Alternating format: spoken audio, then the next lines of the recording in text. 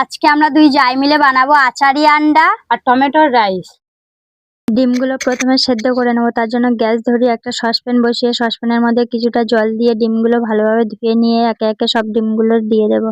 বানানোর জন্য দুটো মাঝারি সাইজের পেঁয়াজ নিয়ে খোসা ছাড়িয়ে জলে দিয়ে 5-6টা কাঁচা লঙ্কাও ভালোভাবে একসাথে ধুয়ে নিয়ে যতটা পারবে পেঁয়াজটাকে কুচিয়ে ও কাঁচা লঙ্কাটাকে চিড়ে কেটে নেবো। সপ্তাহ আজকে স্কুল থেকে এসে এত কিছু রান্না দেখে ও আজকের অবাক হয়ে যাবে। তা বলে সে এসে বলবে যে আমাকে ছাড়াই তোমরা ভিডিও বানিয়ে নিলে। আদা রসুনটা ছাড়িয়ে নিয়েছি, এবার আদা রসুন ও সর্ষে নিয়ে একসাথে ভালোভাবে মিহি করে বেটে তুলে নেব। ডিম সিদ্ধ হয়ে গেছে, এবার ডিমটা তুলে নিয়ে দুজনে মিলে ছাড়িয়ে নেবো। ডিমটা ভালোই সিদ্ধ হয়েছে, কত সুন্দরভাবে খোসাগুলো ছেড়ে গেছে। একটা ছুরি দিয়ে ডিমগুলো চিড়ে নেব।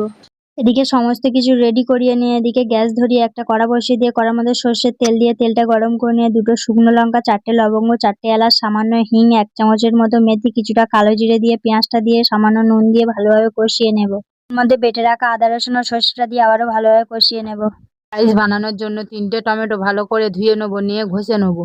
এদিকে আমার মশলাটা ভালোভাবে ভাজা হয়ে গেছে, এবার সামান্য একটু জল দিয়ে ওর মধ্যে আবারও কিছুক্ষণ কষিয়ে নিয়ে ওর মধ্যে হলুদ গুঁড়ো দিয়ে আবারও ভালোভাবে কষিয়ে নিয়ে ফেটিয়ে রাখা টক দই দিয়ে আবারও বেশ কিছুক্ষণ কষিয়ে নেব।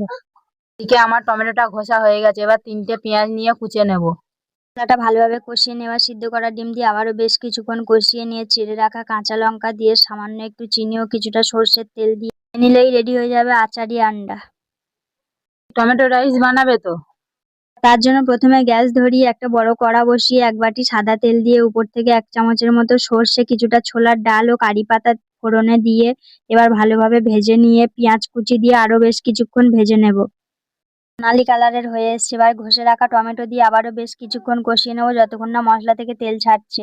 এবার 1/2 চামচের মতো হলুদ গুঁড়ো, 1 চামচ লঙ্কার গুঁড়ো, স্বাদ মতো নুন দিয়ে ভালোভাবে ঘেঁটে ঘেঁটে মশলাটাকে কষিয়ে নেব। আমার ভালোভাবে কষা হয়ে গেছে, উপর থেকে কিছুটা ভাত দিয়ে ভালোভাবে ভাতটাকে মশলার সাথে মাখিয়ে নিয়ে আবারও বাকি ভাতটা দিয়ে ভালোভাবে ভেজে নেব। এসে ভাইদেরকে শুধু এই দিয়ে ভাত দেবে? চলো তবে একটা বেগুন ভেজে দাও।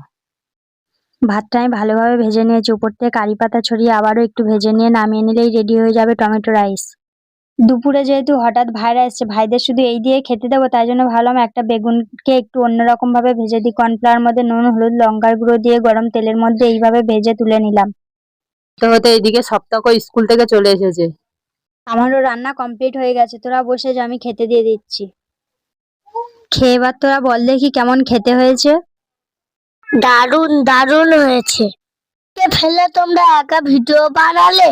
আমরা এতক্ষণ এটাই বলছিলাম, একা বানিয়েছে তা কি হয়েছে, খাচ্ছি তো সবাই মিলে। আমাদের রেসিপি ভালো লাগলে চ্যানেলটাকে সাবস্ক্রাইব করুন।